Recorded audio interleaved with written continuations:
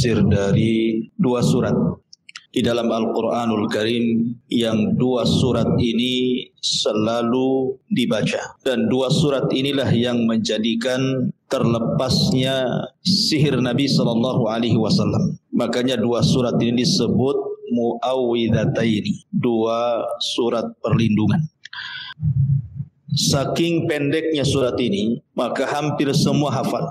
Kalau seandainya tidak hafal, ya tak tahulah. Karena surat ini sangat pendek sekali. Surat ini disebut surah Al-Falaq dan juga suratul Nas. Al-Falaq dan An-Nas ini tidak bisa kita pisahkan, karena ada hubung kait antara satu surat dengan surat yang lainnya. Apa hubung kaitnya? Bicara tentang bahaya yang mengancam setiap manusia. Di mana bahaya itu terbagi menjadi dua. Ada bahaya dari luar dan ada bahaya dari dalam. Adapun bahaya dari luar tentu dikarenakan ulah syaitan, dan itu ada pada suratul Falaq. Adapun bahaya dari dalam adalah yang ditimbulkan hawa nafsu, dan itu ada pada suratul Nas. Dua-duanya bahaya karena dua-duanya menimbulkan dua penyakit yang disebut dengan syubhat dan syahwat. Kalau syubhat itu berasal dari syaitan, kalau syahwat itu berasal dari hawa nafsu. Tapi kalau seandainya mana yang lebih bahaya, syubhat ataukah syahwat, maka nanti kita akan temukan jawabannya ketika kita membahas dua surat ini. Kita baca dulu ayatnya. A'udzu billahi minasyaitonir rajim. Bismillahirrahmanirrahim. Qul a'udzu birabbil falaq. Katakan ya Muhammad, aku berlindung kepada Tuhan yang menguasai falak subuh. Min syarri ma khalaq, dari kejahatan makhluk yang dia ciptakan. Wa min syarri ghasiqin idza waqab, dan dari kejahatan malam apabila telah gelap gulita. Wa min syarri naffatsati fil 'uqad, dan dari kejahatan penyihir-penyihir yang meniupkan pada buhul-buhul tali buhulnya. Wa min syarri hasidin idza hasad, dan dari kejahatan orang yang hasad apabila dia hasad. Kemudian Allah Subhanahu wa taala juga mengatakan, "Qul a'udzu birabbin nas." Katakanlah ya Muhammad, aku berlindung kepada Tuhan manusia, Malikin nas, raja manusia, Ilahin nas, sesembahan manusia, min syarril waswasil khannas, dari kejahatan bisikan setan yang tersembunyi, alladzi waswisu fi sudurin nas, yang membisikkan kejahatan ke dalam dada manusia, minal jinnati wan nas, dari golongan jin dan manusia. Baik, kita bahas asbab nuzulnya dulu. Sebagian para ulama berselisih pendapat tentang dua surat ini. Apakah dia makkiyah ataukah dia madaniyah?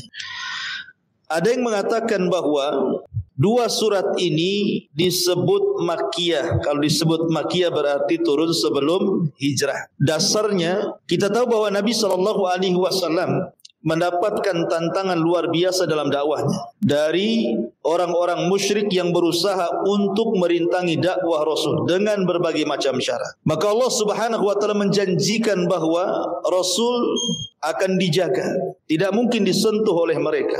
Wallahu ya'simuka minan nas, Allah akan menjaga engkau wahai Muhammad dari manusia. Tetapi syaratnya adalah qul a'udzu birabbil falaq. Katakan ya Muhammad, kamu harus berlindung dengan Rabb falaq. Dan qul a'udzu birabbin nas, kau harus berlindung dari Rabbnya manusia. Jadi dua surat ini turun di kota Mekah sebelum hijrah dalam rangka untuk melindungi diri Rasul dari kejahatan orang-orang kafir Quraisy. Ini satu pendapat. Pendapat yang kedua, tidak, surat ini bukan makkiyah, tapi surat ini madaniyah. Madaniyah itu artinya turun setelah hijrah. Disebut madaniyah karena surat ini bicara tentang seorang Yahudi yang bernama Labid ibn A'sam dari Bani Zuraik. Labid ibn A'sam ini terkenal seorang penyihir hebat, dan dia seorang Yahudi munafik. Jadi ketika melihat perkembangan dakwah Nabi SAW yang semakin lama semakin menyebar, kemudian dari orang yang terusir dari Mekah tiba-tiba dihargai, dimuliakan, banyak pengikutnya, maka Labid ibn A'sam ini hasad kepada Nabi SAW. Ditambah-tambah para pembesar Yahudi itu memang tidak suka dengan keberadaan Rasul di Madinah. Makanya para pembesar Yahudi ini bekerja sama dengan Labid ibn A'sam, seorang penyihir, untuk menyihir Nabi SAW. Sebenarnya Rasul sudah berkali-kali disihir tapi tidak mempan. Baru mempan setelah disihir Labid bin A'sam. Jadi Labid ibn A'sam ini memerintahkan putrinya, karena itu keluarga tukang sihir, memerintahkan putrinya untuk mencuri sisir Nabi SAW untuk diambil buhulnya. Dan buhulnya diambil dari rambut Nabi SAW yang terlilit di sisir itu. Kita tahu rambut Nabi SAW itu kan lebat, sebahu, sehingga kalau menyisir itu mesti ada rambut yang melilit di sisir kan itu. Lah dicurinya oleh putrinya Labid bin A'sam. Itulah yang menjadikan buhul yang kemudian sisir itu diletakkan dengan rambut Rasul di sebuah sumur namanya Dharwan. Di situ diletakkan buhulnya. Akhirnya kemudian Nabi SAW tersihir betul. Cukup lama Nabi SAW tersihir itu sampai 6 bulan. Tetapi sihirnya Nabi SAW tidak sampai mempengaruhi wahyu, tidak. Hanya mempengaruhi badannya saja. Wahyu tidak terpengaruh dengan sihirnya Labid bin A'sam.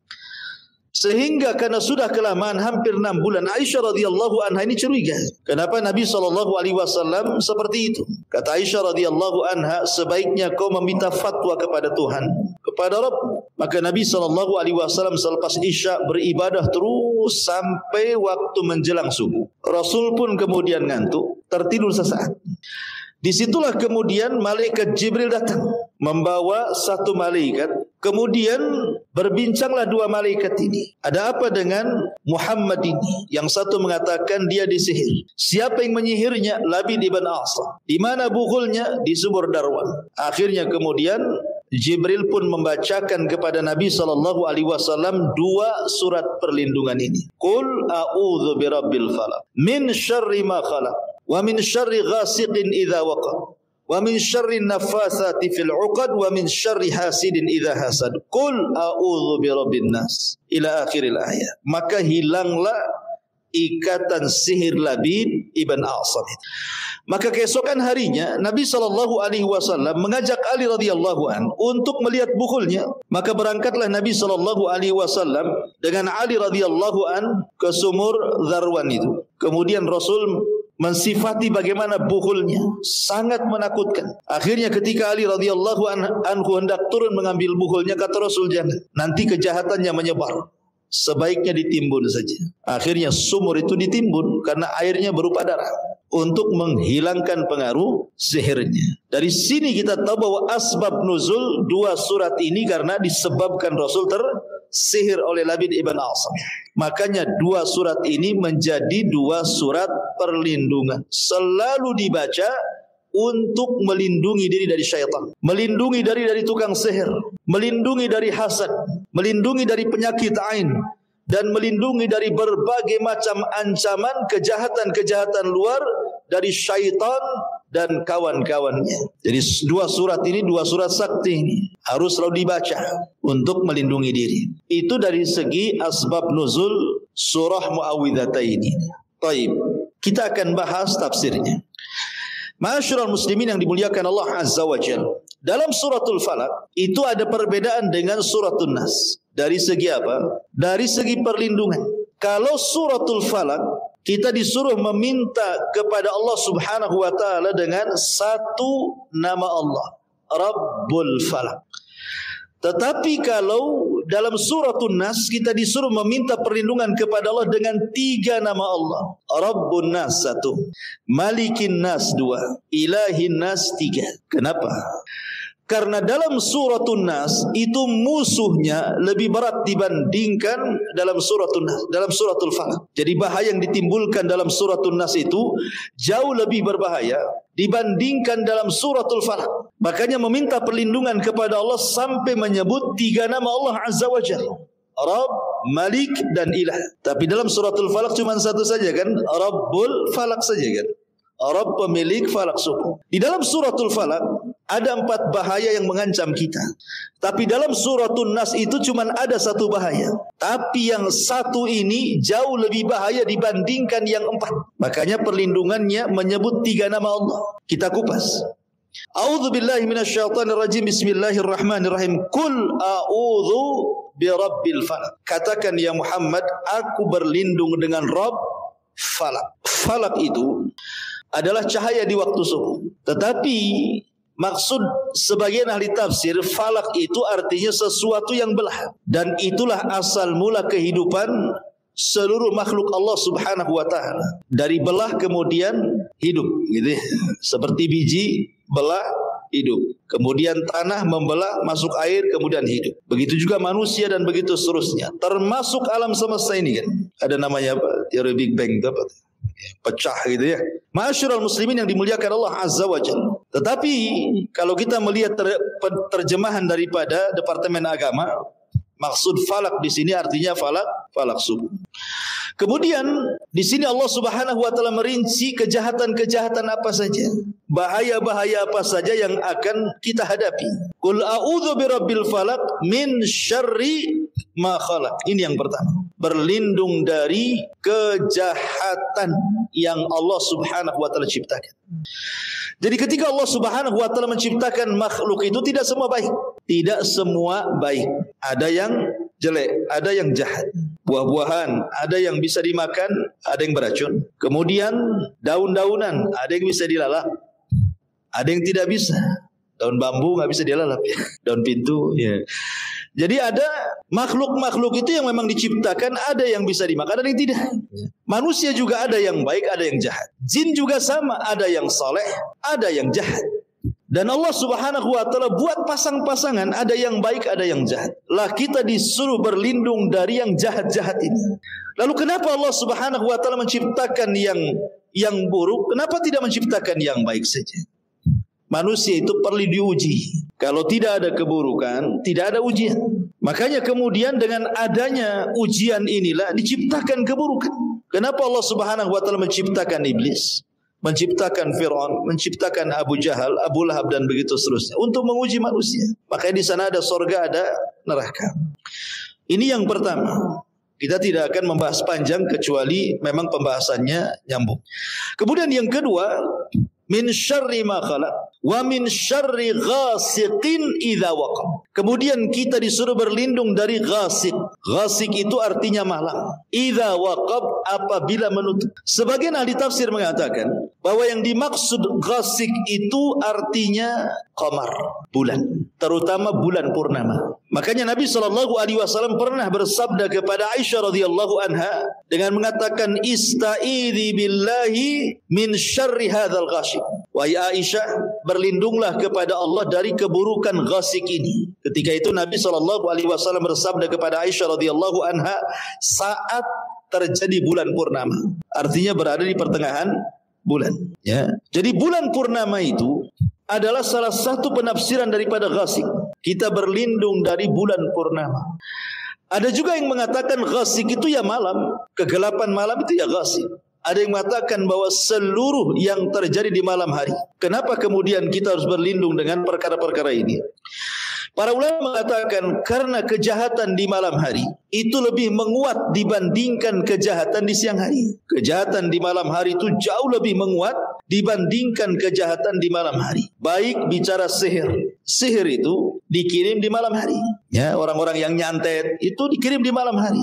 Kemudian dunia-dunia kesyirikan, dunia-dunia maksiat, dunia kemungkaran itu semua di malam hari. Semua di malam hari. Ada di siang hari, tetapi tidak menguat kejahatannya dibandingkan di malam hari.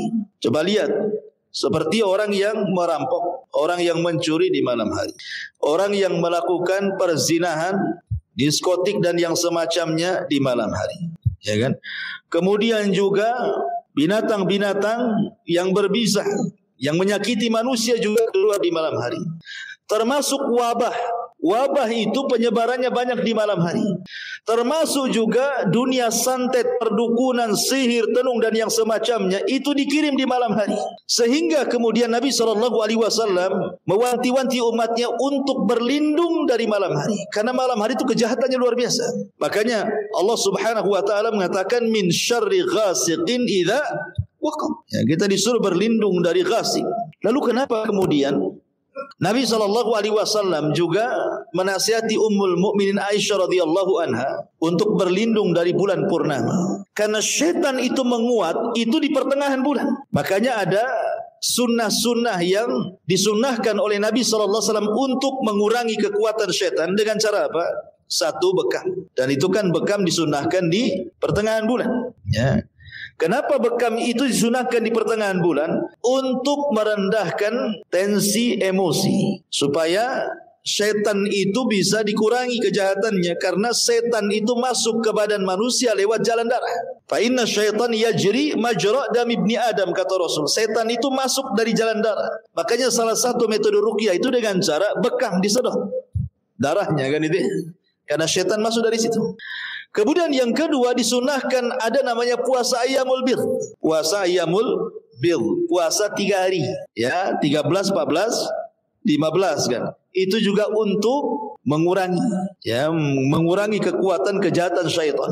Lah itu diantara hikmah kenapa ada 2 ibadah bekam dan juga puasa sunnah di pertengahan bulan. Karena memang bulan itu biasanya sering dikait-kaitkan dengan surut pasangnya air lautan. Dan juga sering dikait-kaitkan dengan tentang tensi darah manusia. Pertengahan bulan itu banyak orang marah biasa. Tensinya banyak tinggi gitu. Makanya suruh puasa. Jadi kalau ada yang marah-marah tengok, baru tanggal 1 ini. Belum pertengahan bulan gitu. Udah marah-marah, gimana kalau udah pertengahan? Stroke kamu kan gitu ya. Tensinya naik. Baik, bismillahirrahmanirrahim. Di sini kita kembali min syarri ghasiqin idza waqab wa min syarri naffatsati fil 'uqad. Ini yang kita akan bentangkan sedikit karena berkaitan dengan maudhu tema kita malam ini. Min syarri naffatsati fil 'uqad. Dari keburukan naffatsat. Dalam bahasa Arab itu ada namanya nafkhun, nafsun. Ya, ada nafkhun, nafsun, taflun gitu ya. Kalau nafkhun itu niup tapi tanpa ada ludah. Kalau taflun itu meludah tanpa ada angin. Kalau nafsun itu gabungan dari keduanya. Angin ada ludahnya sedikit. Itu disebut nafsun namanya. Inilah bahasa nafasat itu. Jadi kalau dukun meniup-niup, ya, itu campur angin, campur ludah. Itu disebut nafasat. Yang dimaksud di sini min syarri nafasat itu maksudnya apa? Dukun itu ini kan jiwa-jiwa yang jahat. Dukun itu punya jiwa yang jahat. Dia meniup-niup untuk digabungkan dengan jiwa jahat dari kalangan syaitan. Ketika 2 jiwa ini berkumpul antara jiwa jahat sang dukun dengan jiwa jahatnya syaitan, itulah disebut dengan sihir. Ya. Makanya di sini Allah mengatakan min syarri naffatsa fil 'uqad. Uqad dalam bahasa Arab, makanya akidah itu disebut akidah karena sesuatu yang mengikat di leher. Ya. Jadi akdun itu adalah ikatan. Mungkin bahasa perdukunan itu disebut bukhul. Lah kenapa kemudian sihir itu akan terjadi dan akan mujarab dan akan sampai kepada yang disihir? Itu karena ada 3 uqad. Jadi aqdun minas sahir, wa aqdun minal mas'ur, wa aqdun minas syaitan. Adapun aqdun minas sahir, ikatan dari yang hendak menyihir karena dia punya azam, punya keinginan kuat untuk melakukan kejahatan. Jadi memang dukunnya ini punya niat jahat untuk menyakiti orang. Kemudian yang kedua, aqdun minal mashur. Ikatan akidah orang yang akan disihir ini tidak kuat. Mungkin ibadahnya kurang, ya, mungkin jarang zikir, mungkin banyak maksiat gitu ya. Kemudian yang ketiga, aqdun minasyaitan. Keinginan kuat dari syaitan juga ingin menyakiti orang yang disihir. Kalau 3 rangkaian akad ini terjadi, maka akan terkena sihir. Ya, jadi harus ada 3 ikatan di sini. Dari sang penyihir memang niatnya jahat untuk menyihir. kemudian bekerja sama dengan jin yang jahat, memang niat untuk menyakiti orang yang akan disihir. Kemudian orang yang disihirnya pula dia rendah akidahnya, ya, kurang ibadahnya, kurang zikirnya, jahil terhadap ibadah. Maka kalau 3 rangkaian ini ada, cepat orang ini terkena sihir. Lah, sihir yang menggunakan buhul ini sihir yang paling bahaya. Karena tidak semua sihir itu pakai buhul. Nanti saya akan jelaskan macam-macamnya. Tapi sihir yang paling bahaya itu apabila sudah menggunakan buhul. Inilah yang dilakukan Labid ibn A'sam kepada Rasul. Menggunakan buhul, dan buhulnya biasanya diambil dari orang yang akan disihir. Mungkin kukunya, mungkin rambutnya, mungkin bajunya, mungkin celananya. Ya, makanya kalau antum lagi jemur itu, hati-hati itu hilang celana. Jadi buhul pula. Kok balik lagi gitu. Ya. Jadi dan sihir ini kalau sudah pakai buhul itu bahaya sekali. Karena kita dituntut untuk menghancurkan buhul itu masalahnya. Kalau ingin sembuh dari sihirnya, dituntut untuk mencari buhulnya dan dihancurkan. Baru sihirnya akan terlepas. Makanya kemudian sihir yang paling bahaya ini sihir yang menggunakan buhul. Sedikit kita akan bicara tentang masalah sihir. Sihir ini ada 2 macam sebenarnya. Ada sihir halal, ada sihir haram. Kok ada sihir yang halal itu? Maksudnya gimana? Sihir halal ini ada 2 jenis. Ada namanya sihrul bayan dan ada yang namanya sihrul masma'. Sihir bayan ini maksudnya seperti saya berceramah. Ya, antum terpukau dengan ceramah saya. Berarti antum tersihir. Terhipnotis bahasanya. Dengan gaya bahasanya, oratornya, kata letak bahasanya gitu ya. Jadi orang itu terpukau gitu ya. Sampai lupa istri, lupa apa nengoknya kan ya. Jadi dia tersihir dengan kata-kata. Tetapi sihir kata-kata pun bisa jadi jahat. Ya, kalau ingin menghipnotis orang datang ke pasar gitu kan. Beli belum dibayar, mana kembalinya Bu katanya. Akhirnya dia kasih kembalinya. Bayar aja belum. Ya. Kemudian yang kedua sihir masma'. Gara-gara mendengar. Dan ini biasanya ada dalam keluarga pasangan suami istri. Nih istri ini lagi masak gitu. Sebenarnya gak enak masakannya, asin, kecut gitu. Entah apa yang dimasukkan ke masakannya. Tapi suaminya ini memuji dengan pujian yang luar biasa. Oh, kamu ini chef internasional tuh apa gitu ya. Pokoknya dipuji lah. Akhirnya istri ini terpukau dengan suaminya gara-gara pujian. Apalagi sambil mengeluarkan beberapa uang gitu. Langsung terpukau gitu kan. Ini sihir terpuji kayak gini ya. Nah, ada namanya sihir haram. Nah, ini kita akan bahas. Sihir haram ini sihir yang mengandung kekufuran, sihir yang mengandung kedustaan dan kesyirikan. Dan itu ada 3 macam. Ulama membahas sihir itu ada 3 macam. Ada yang mengatakan ada namanya sihrul abiyad, ada namanya sihrul aswad, ada yang mengatakan sihrul ahmar. 3 sihir. Ada sihir putih, sihir hitam, sihir merah. Yang sekarang lagi viral sihir merah sama sihir hitam. Taib.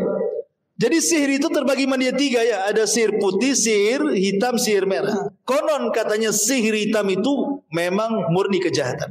Kalau sihir putih memang untuk kebaikan. Sihir merah ini tengah-tengah. Tetapi ulama membantah istilah seperti ini karena tidak ada sihir kecuali hitam. Semua sihir itu hitam. Tidak ada merah, tidak ada putih. Semua hitam. Lah ulama membagi sihir itu kepada 3 macam. Apa itu? 1 disebut sihrun khayali, sihir dalam bentuk hayalan. Dan medianya biasanya sihir khayali ini ada 4 macam. Bisa menggunakan media angin, bisa menggunakan media sungai, bisa menggunakan media api, dan juga bisa menggunakan media tanah. Dan biasanya sihir khayali ini biasa digunakan untuk penglaris biasanya. Orang datang ke dukun, kemudian minta penglaris, dibuatkanlah wifik-wifik, raja-raja gitu ya, hizab-hizab dalam bentuk tulisan, jimat, kemudian diletakkan di warung. Kalau dia menggunakan media angin, maka semakin angin itu kencang ke warung dia, gitu, ke warung orang yang disihir itu, maka akan semakin kuat pengaruhnya. Pamannya dia mau nyihir warung sebelah gitu ya, taruhlah buhul jimatnya di situ. Maka semakin kencang tuh anginnya ke situ, semakin kuat sihirnya. Nanti orang dihayalkan warung itu. mungkin menakutkan, nggak enak, macam-macam lah dibuat orang nggak datang ke situ. Gitu. Itu kalau menggunakan media angin. Ya. Ataupun dalam dunia pelet gitu juga sama juga ya. Ya, umpamanya ada seorang perempuan gitu udah tua sebenarnya, cantik pun tidak gitu. Tapi supaya kemudian dipandangnya bahwa dia wanita cantik, datanglah ke dukun minta susu umpamanya. Bukan susu, bukan kembali. Ada susu untuk kembali itu. Susunya berapa gitu. Bukan susu emas tuh kan. Jadi bisa ditancapkan itu. Itu lihat medianya. Kalau pakai media angin tadi, kalau ada angin tuh semakin dia nampak cantik, padahal dikhayalkan saja. Dia itu tidak cantik, cuma dikhayal oleh setan seolah-olah dia cantik gitu.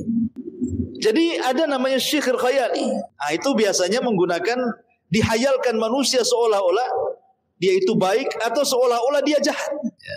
Untuk meretakkan suami istri dan begitu seterusnya. Itu namanya khayali. Termasuk juga khayali itu juga dalam dunia hipnotis. Itu termasuk khayali juga dalam dunia hipnotis itu. Jangan salah, itu termasuk sihir khayali. Ya, dengan cara dipandang, dengan cara diasepi sambil ngerokok gitu ya. Atau dengan cara diajak ngomong, akhirnya lupa atau ditepu, akhirnya keluar semua uangnya gitu ya. Lah itu juga termasuk sihir khayali itu. Nah ini yang paling banyak di masyarakat seperti ini, menggunakan sihir khayali di sini. Untuk penglaris, untuk jodoh, pelet, memecahkan suami istri dan begitu seterusnya. Ini bahaya. Ya, sihir khayali ini. Kemudian yang kedua, ada namanya as-sihrul mu'athir. Ini yang paling bahaya. Sihir yang mempengaruhi. Yang disebut dengan sihir hakikat. Nah, ini bisa membuat orang sakit. Bisa membuat orang mati. Bisa membuat orang pecah belah dalam suami istri. Dan ini sebahaya-bahayanya sihir. Sihir hakikat ini sebahaya-bahayanya sihir. Dan sayang sekali di negeri kita ini banyak yang seperti ini. Ya, yang disebut dengan dunia tenung, dunia santet gitu ya. Ini masuk pada sihir hakiki ya. Sihir hakiki. Kemudian yang ketiga, ada namanya sihir majazi. Sihir majazi ini biasa dipakai oleh tukang-tukang sulap bahasa kitanya. Karena dia kan tidak menggunakan mantra-mantra, tidak menggunakan magic rajah-rajah ataupun jimat-jimat, tapi menggunakan bahan-bahan kimia, kecepatan tangan, tipuan. Ini pun bagian sihir. Karena ini kan berdusta, dia sedang berdusta, tapi tidak sampai taraf kesyirikan kan itu ya. Tidak sampai taraf kesyirikan karena tidak menggunakan solawat-solawat, tidak menggunakan bacaan-bacaan jimat-jimat, tidak, dia hanya keterampilan saja. Ini pun ulama memasukkan bagian daripada sihir, sihir majazi namanya. Ya. Ma'asyiral muslimin yang dimuliakan Allah Subhanahu wa taala. Kenapa dunia sihir ini Nabi Allah Subhanahu wa taala suruh berlindung kita dari dunia sihir ini? Karena memang sihir ini kekufuran. Sihir ini kesyirikan. Sihir ini kedustaan. Coba bayangkan, dalam dunia sihir itu ada namanya at-tamaim. Tamaim ini ya ibarat daripada semacam kertas ya ataupun kain yang kemudian ditulis wifik-wifik raja-raja ataupun yang semacamnya, atau huruf-huruf hijaiyah yang terputus-putus kemudian disambung-sambung atau huruf-huruf gitu. Dan terkadang yang kenapa berbahaya tamaim ini, terkadang ada ayat-ayat Al-Quran seperti ayat-ayat kursi atau ayat-ayat yang lain itu yang dihinakan di situ. Itu masalahnya kenapa dunia syirik ini lekat dengan istihza bil Quran, mengolok-olok Al-Quran. Makanya ketika saya mendengar yang lagi viral ini mengajarkan di murid-muridnya, kita akan belajar satu kitab namanya Syamsul Ma'arif Al-Kubra katanya. Kemudian juga Mamba Usulul Hikmah, kemudian juga kitab Al-Awfaq. Ini tiga-tiganya ini kitab sihir, jangan salah. Ini tiga-tiganya kitab sihir. Sayangnya ada di beberapa pesantren itu diajarkan seperti Syamsul Ma'arif ini. Kitab Syamsul Ma'arif ini dikenal dalam dunia sihir, itu rujukan sihir dunia.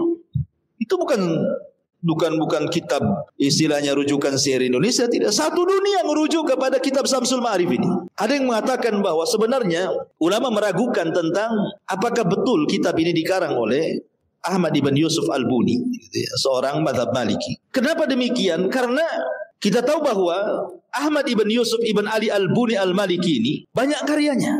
Ada 40 kitab lebih beliau karya.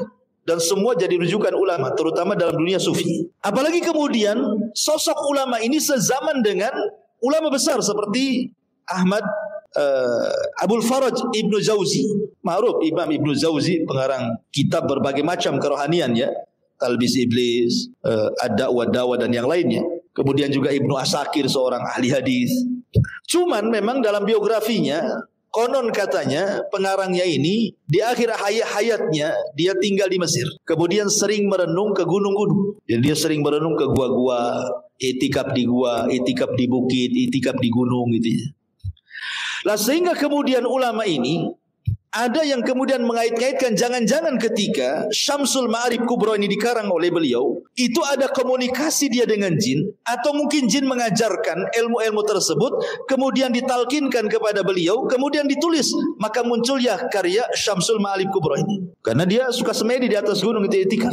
Ya, sekali lagi ada yang menduga-duga seperti itu. Ada juga yang sampai sejauh mendugaannya, jangan-jangan kitab itu sebenarnya dikarang oleh jin, oleh Raja Jin, kemudian dinasabkan kepada ulama ini. Karena kitab aslinya itu dipertanyakan. Kitab asli Syamsul Ma'arif Kubra ini dipertanyakan. Kemana dia? Nusukh aslinya itu. Ada yang mengatakan dibakar sebelum meninggalnya Al-Buni pengarangnya, karena sangat bahaya. Ada yang mengatakan dikubur bersama jasadnya Al-Buni, supaya jangan ada yang membacanya. Ada yang mengatakan diambil lagi oleh jin dan disembunyikan. Wallahu alam, ini kan memang banyak ditulis seperti itu ya. Intinya bahwa apapun ceritanya, kitab Syamsul Ma'arif ini masalahnya, saya teringat dengan perkataan Syekh Shalih Fauzan hafizahullah taala. Dia mengatakan bahwa sebuah kebatilan itu kalau disodorkan langsung kepada manusia 100%, tidak ada manusia yang menerimanya. Tapi kalau kebatilan itu kemudian dicampur adu dengan kebenaran 50%, kebatilannya 50%, kemudian diaduk, kemudian tercampurlah hak dan yang batil, kemudian disodorkan kepada manusia, pasti manusia akan mengambilnya. Kenapa? Karena disangkanya hak padahal batil. Ya kan? Lah dalam kitab Syamsul Ma'arif itu begitu. Memang di situ isinya sih bagus, mukadimahnya bicara tentang asma Allah, nama-nama Allah, kemudian dibahas surah Al-Fatihah, ayat kursi dan banyak masalahnya ya. Tetapi masalahnya dijelaskan juga dalam kitab itu tentang nama-nama jin. Bagaimana cara menghadirkan jin, bagaimana cara menundukkan malaikat, bagaimana cara thariqah sihir, bagaimana tukang sihir ketika beraksi sihirnya, bagaimana juga cara terhindar dari sihir. Semua ada. Kemudian di situ juga dikarang dalam kitab itu juga ada kalimat-kalimat yang tidak bisa dipahami. Ya, huruf-huruf dan begitu seterusnya. Lah ini masih aja di negeri kita ini di pesantren ada yang mempelajari kitab ini. Ini kitab sihir, jangan dibeli. Ya. Yang kedua ada namanya kitab Al-Awfaq. Kitab Al-Awfaq ini dinasabkan kepada Imam Ghazali. Imam Ghazali tidak pernah mengarang kitab Al-Awfaq. Kenapa dalam mukaddimah kitab Al-Awfaq ini ada perkataan yang diambil dari pengarang kitab Syamsul Ma'arif, Al-Buni. Sementara Al-Buni ini, kalau seandainya kita lihat sejarah biografi dan dengan Imam Ghazali itu hidup duluan. Sampai dia wafat, Imam Buni belum lahir. Bagaimana mungkin kemudian Imam Ghazali merujuk kepada dan berguru kepada orang yang belum lahir? Makanya ulama kemudian menentang keras bahwa kitab Al-Awfaq ini adalah karyanya Imam Ghazali. Karena isinya namanya disebut Awfaq. Awfaq itu, wifik itu dengan menyingkap huruf-huruf hijaiyah. Ya, kemudian dibuat angka-angka, kemudian digunakan untuk meramal. Ya, contoh namanya alif ini angka berapa, ba angka berapa, dal angka berapa gitu ya. Nanti dibilang tuh, namanya antum datang ke saya, Ustaz, kayaknya bulan depan saya mau kawin nih. Alhamdulillah. Kira-kira baik nggak? Maka saya tanya nama antum siapa? Nanti nama antum Ahmad, A alif berapa angkanya, dal berapa, ha berapa gitu. Nama istri, calon istri siapa? Nanti dihitung tuh, ya. Nanti wah ini nggak boleh, nggak bagus, jangan bulan depan, gitu ya. Jangan hari ini, hari depan aja. Itu ada di kitab Awfaq. Sampai cara menyihir orang ada di kitab itu. Cara menyihir orang ada di kitab itu. Nggak mungkinlah karya seperti ini kemudian dinasabkan kepada Imam Ghazali. Mustahil. Apalagi kemudian dalam kitab Mamba Usul Hikmah dan kitab-kitab lain banyak sebenarnya. Dan sayangnya kemudian juga dipelajari di beberapa pesantren gitu. Ini kitab sihir, jangan dipelajari. Baik. Makanya kemudian karena ada sebagian orang menganggap bahwa kitab-kitab tersebut berbahasa Arab dan sebagiannya kemudian dinasabkan kepada Imam Ghazali dan yang lainnya, muncullah istilah-istilah dukun putih. Karena rujukannya kitab-kitab kuning.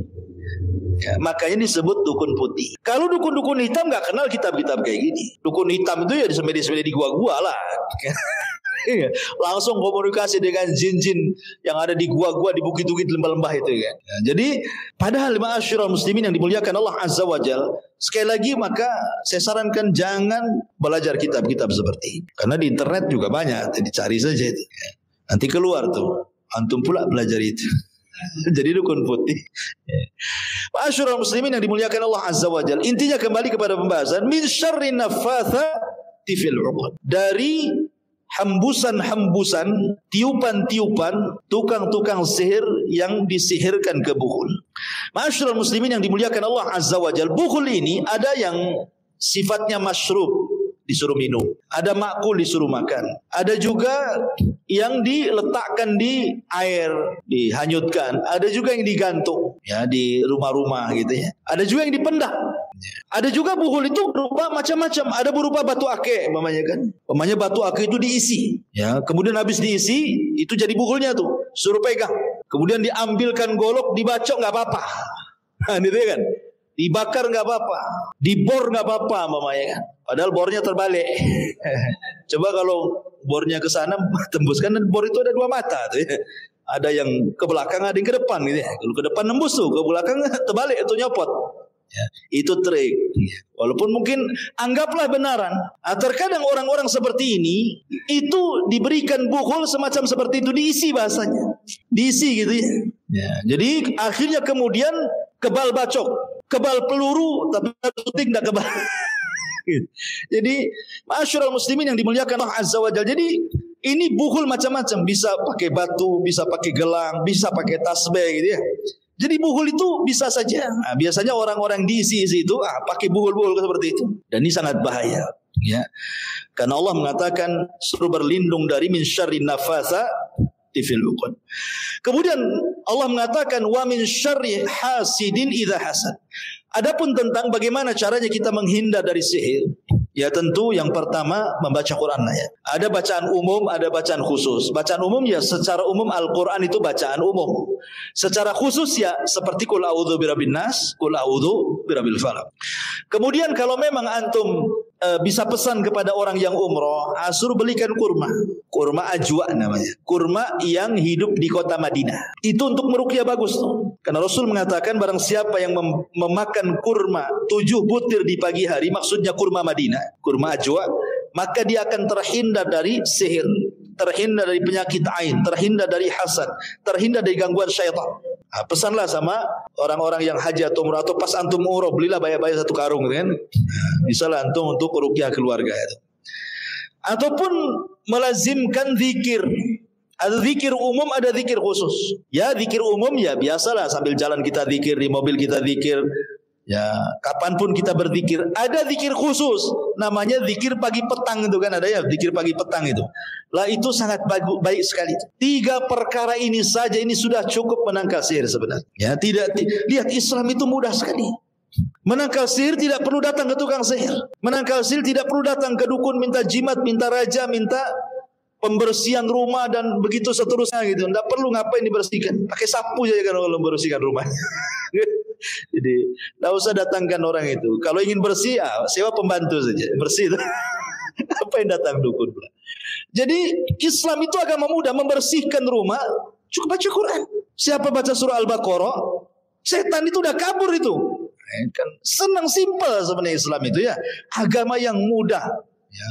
Cuman kadang-kadang ini orang itu tidak mau, ya mungkin karena juga hatinya sudah keras, sudah banyak jinnya, akhirnya jinnya mengantarkan dia untuk mendatangkan jin yang ada pada dukun. Naudzubillah. Kemudian Allah mengatakan min syarri hasidin idza hasad. Kenapa Allah Subhanahu wa taala tidak mengatakan min syarri hasidin Titik sampai di sini. Dari keburukan orang yang hasad. Kenapa harus ada idza hasad? Apabila dia sedang memainkan hasad. Karena setiap kita ini, ikhwan, tidak ada manusia yang tidak punya hasad. Ya. Tidak ada manusia yang tidak punya hasad. Semua manusia itu ada hasad. Saya, antum, siapapun. Ya. Mau ustadz, mau bukan ustadz, mau kiai, mau bukan kiai. Semua orang itu tersimpan hasad. Tetapi hasad itu tidak memadaratkan.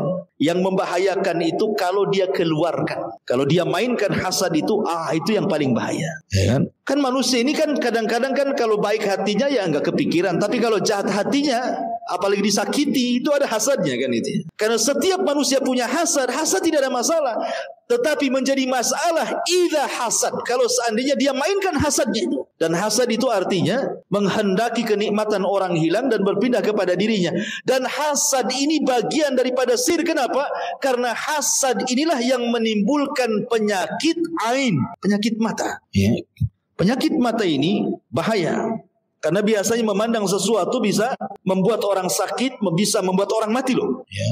Orang yang terkena hasad ini itu bisa bahaya, bisa terancam jiwanya tuh. Bisa sampai dia sakit bertahun-tahun, bahkan bisa sampai kematian. Orang yang kena ain itu gara-gara hasad orang itu. Makanya ada seorang syekh bercerita, terkadang kalau antum mengundang-undang orang ke rumah itu, terkadang ketika banyak undangan orang, mata-mata orang yang kita undang itu kita tidak tahu apa mata mereka itu adalah mata hasad atau memang mata-mata biasa. Waktu banyak tamu ya, namanya suami istri senang-senang saja, banyak tamu, sumringah, obrol, biasa ketawa ketiwi. Habis pulang tamunya mulai cekcok nih suami istri. Berarti di antara undangan itu ada yang hasad, ya, ada yang punya penyakit ain. Makanya kenapa kata para ulama, obat hasad itu adalah lawan dengan lawannya. Kalau hasad itu menghilangkan nikmat, maka lawannya adalah berdoa berkah. Karena berkah itu menambah nikmat. Jadi kalau antum melihat sesuatu yang menakjubkan, maka mintalah kepada Allah agar diberkahi. Contoh, antum punya anak cantik, cakep anak antum. Ya Allah, berkahilah anak saya. Dikhawatirkan nanti ada tetangga yang hasad, nengok anak antum, ketabrak anak antum. Bisa terjadi kan gitu ya. Jadi kalau kita umpamanya punya mobil, baru beli mobil, senang karena gak pernah punya mobil gitu ya, selama ini ya ngikut mobil orang aja. Punya mobil sendiri, kita berdoa, ya Allah berkahi mobil saya, gitu maksudnya. Berkahi istri saya, berkahi rumah saya. Karena berkah itu lawan hasad. Berkah itu menambah nikmat, kalau hasad menghilangkan nikmat, gitu maksudnya. Ada hadis Nabi SAW mengatakan, "Idza ra'a ahadukum min nafsihi aw malihi aw min akhihi ma yu'jibuhu falyad'u lahu bil barakati fa innal aina haqqun," kata Rasul. Apabila salah seorang di antara kalian melihat dirinya, melihat hartanya, atau melihat hal-hal yang ada pada saudaranya yang mentakjubkan bagi dia, maka berdoalah dengan doa barakah, karena penyakit ain itu hak adanya. Ini Rasul yang mengatakan falyad'u bil barakah. Ya. Makanya kalau seandainya ada orang yang sakit lama, itu belum tentu kena sihir, maksudnya sihir yang dikirim. Bisa saja itu kena ain, kena orang hasad, mungkin tetangga hasad sama kita gitu ya.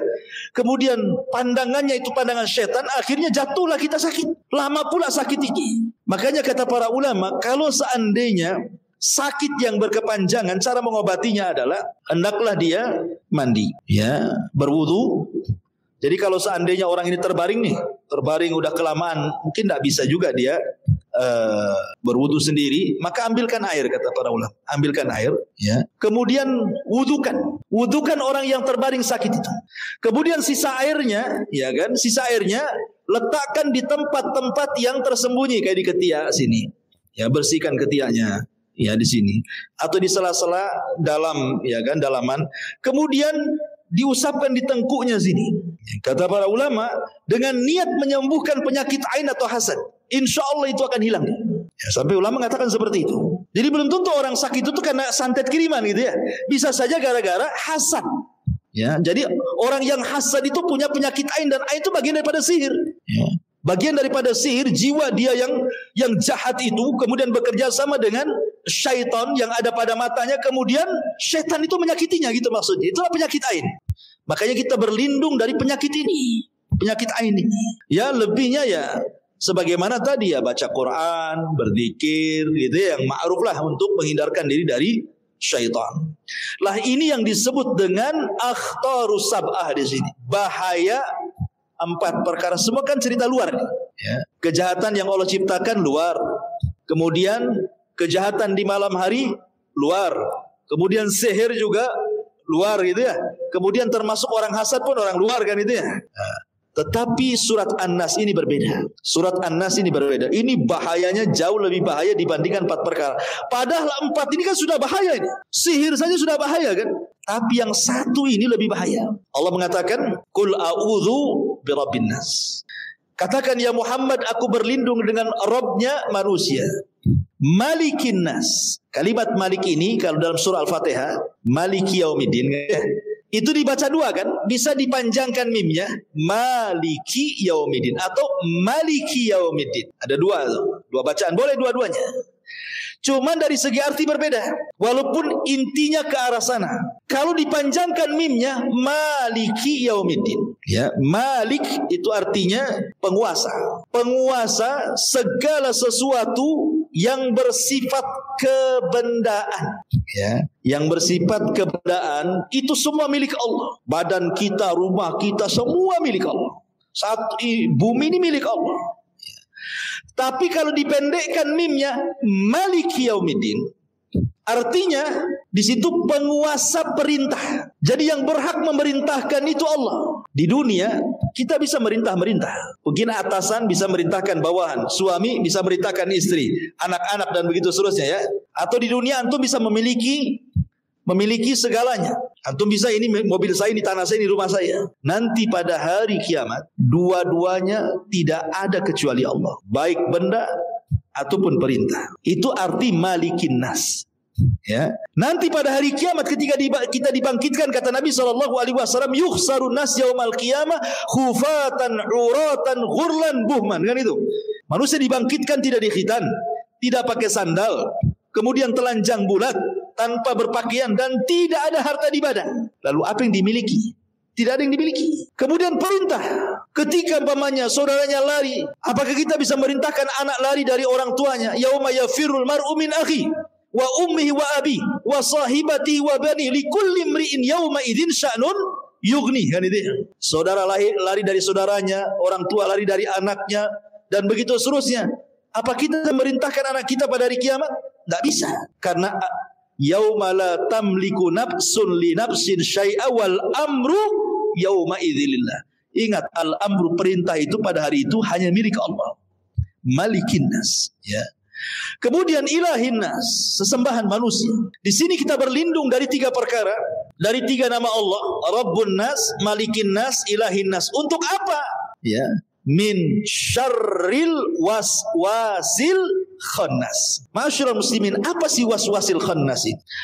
Sebagian ahli tafsir mengatakan bahwa waswas itu, al-khannas itu adalah anak daripada iblis. Dia ada ceritanya ya. Ini memang ada yang mengatakan nih kisah Israiliyat, tapi kita baca saja karena dicantumkan oleh ahli tafsir. Jadi ada satu kisah.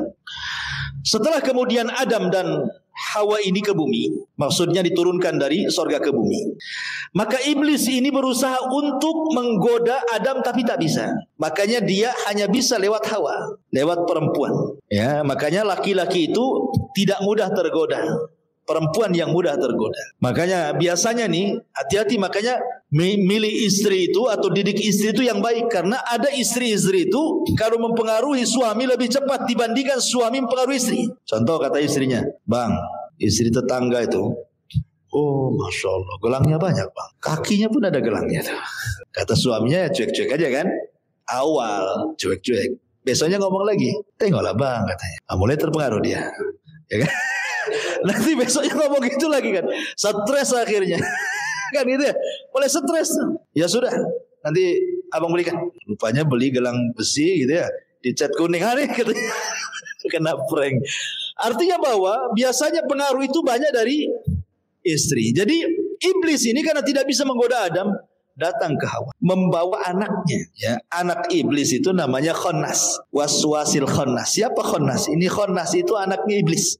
Dia bawa anaknya dan mengatakan, ya Hawa, ini ada anak, tolong kau rawat, ya. Akhirnya kemudian iblis ini pergi. Senanglah Hawa ini ada anak kecil. Maka kemudian Adam datang dan mengatakan, ma hadza ya Hawa? Anak siapa ini? Ya. Kemudian Hawa mengatakan, tadi ada orang mengantarkan anak, suruh merawat, aku rawat. Ya. Kemudian kata Adam, ini anak iblis. Alam aqul laki la tuti'ihi fi syai'in huwa alladhi ghirna hatta waqa'na fil ma'siyah. Kata Adam, kamu kan sudah tahu, pasti itu si iblis.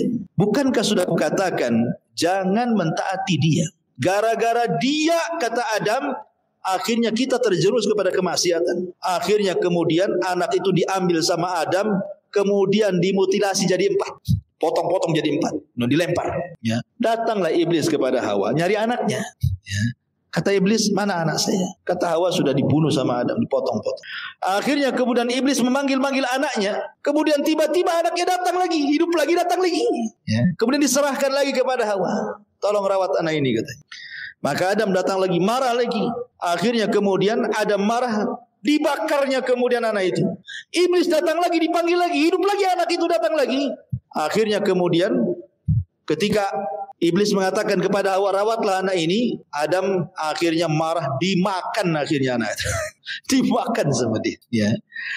Ketika iblis mengatakan, mana anak saya? Kata Hawa, dimakan sama Adam.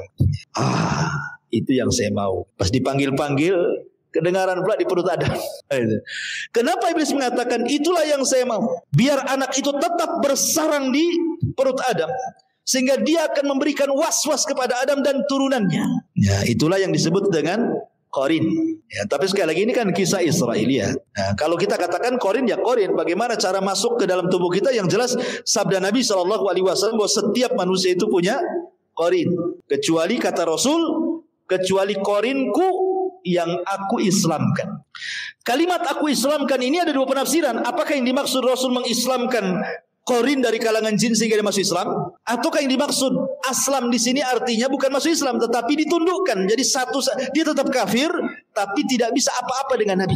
Tidak bisa menghembuskan kejahatan, itu maksud. Ada 2 penafsiran, maksudnya ditundukkan, atau dalam penafsiran yang lain maksudnya betul-betul dia masuk Islam. Berarti kalau memang ditafsirkan masuk Islam, satu-satunya Qarin yang masuk Islam adalah Qarin Nabi. Ini pula bantahan kepada dunia perdukunan. Karena biasanya mereka selalu mengatakan, ini dari Qarin saya sudah Muslim dari Hong Kong. Qarin kamu kafir lah kan itu. Ada lagi nih bisikan Allah, bukan bisikan Allah, bisikan setan itu. Qarinnya itu kan. Ada dukun tuh. Kenapa kamu bisa meramal? Karena saya selalu bersalawat sedikit, datanglah bisikan Allah. Hebat kali Allah bisikin dia. Yang bisikin kamu itu ya setan itu, Qarinnya itu. Jadi ada yang mengatakan Khannas di situ artinya kisah ini, tapi sekali lagi ini kisah Israiliyat yang tidak perlu dipercaya. Tetapi ada juga yang mengatakan, kata Qatadah Ibn Di'amah, apa sih Khannas itu? Yang kita harus disuruh berlindung dari waswas al-Khannas ini.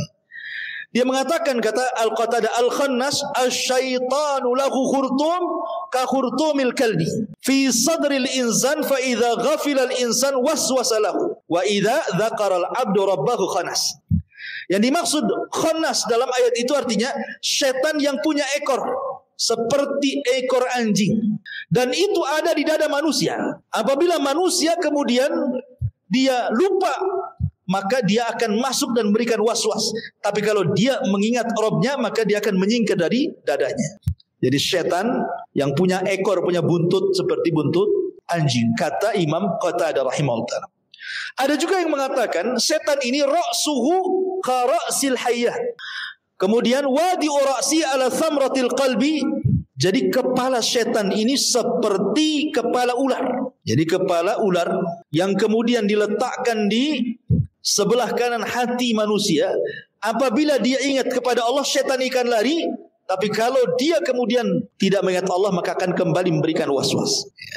Wallahu alam, ini kan penafsiran. Yang jelas bahwa was-was al-Khannas di sini, was-wasil Khannas adalah was-was itu bisikan, baik dalam berupa suara yang tidak didengar kecuali dia, ya, ataupun memang bisikan dalam hati yang memerintahkan untuk berbuat jahat.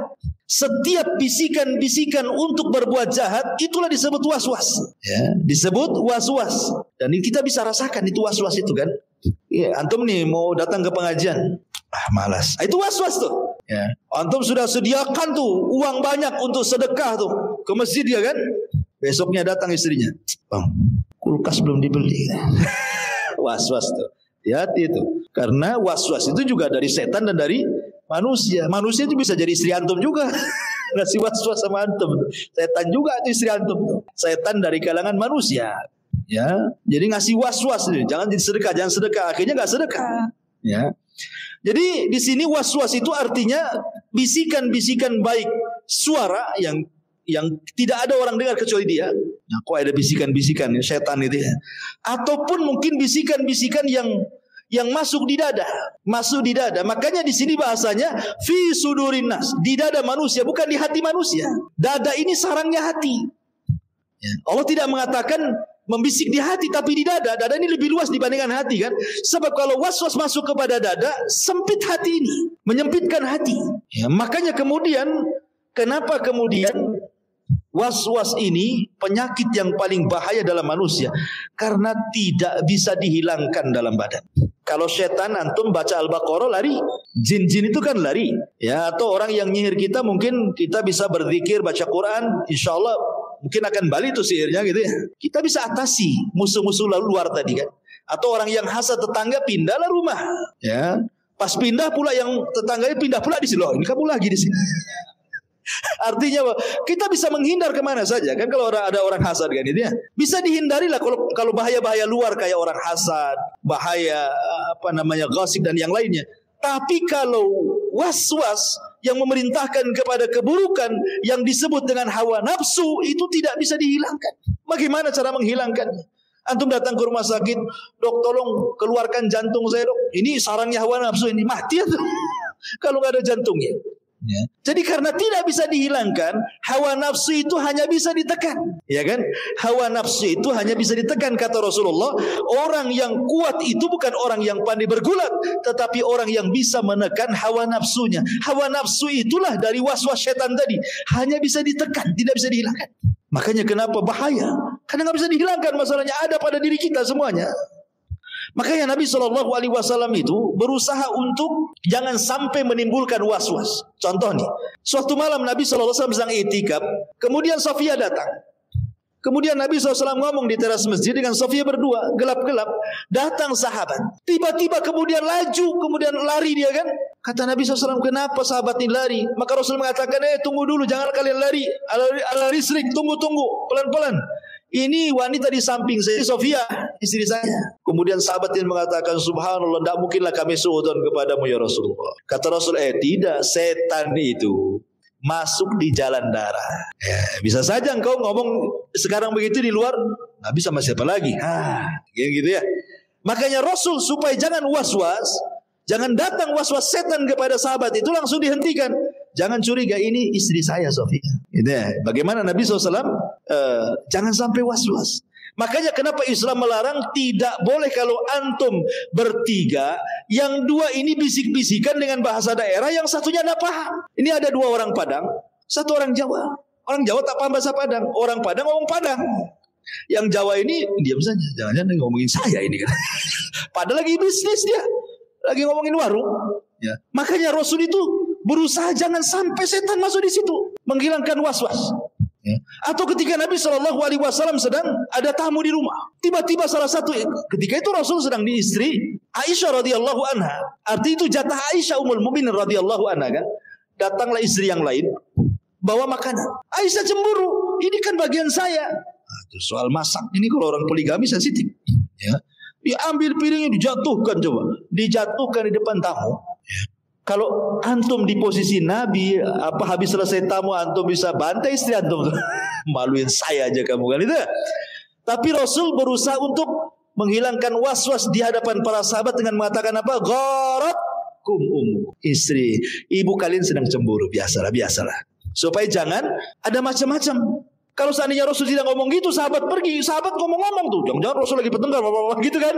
Supaya jangan ada was-was. Maka sebelum pergi Rasul ngasih dulu. Supaya kenapa? Ditutup pintu waswas setan itu sama Nabi. Lah harusnya seperti itu. Makanya kenapa kemudian kalau seseorang ada saudara kita melakukan kesalahan, berikan uzur berapa kali? 70 kali uzur kan itu. Jangan langsung diponis. Terkadang saudara kita ini punya salah, langsung diponis, langsung diviralkan. Kasih uzur dulu. Oh boleh jadi lagi begini, boleh jadi lagi begitu. Pokoknya kita tuh bertetangga nih. Kemudian sebelah ini kok prang kayak orang lempar-lemparan piring kan gitu ya. Antum jangan kepikiran macam-macam. Oh lagi bertengkar. Enggak. Oh mungkin lagi bawa piring jatuh gitu. Tapi kok banyak? Mungkin piringnya banyak. Pokoknya buat uzur aja lah. Nggak usah macam-macam mau tanya ke situ maksudnya. Itu supaya jangan was-was setan masuk di situ ya. Begitulah Islam. Memberikan uzur. Jangan sekali sampai 7 kali uzur. 70 kali uzur tuh. Supaya jangan was-was masuk. Seperti itulah Islam mengajarkan. Jangan sampai was-was masuk. Kan ini bahaya. Ya. Kemudian Allah Subhanahu wa Ta'ala mengatakan was-was ini timbul dari dua arah.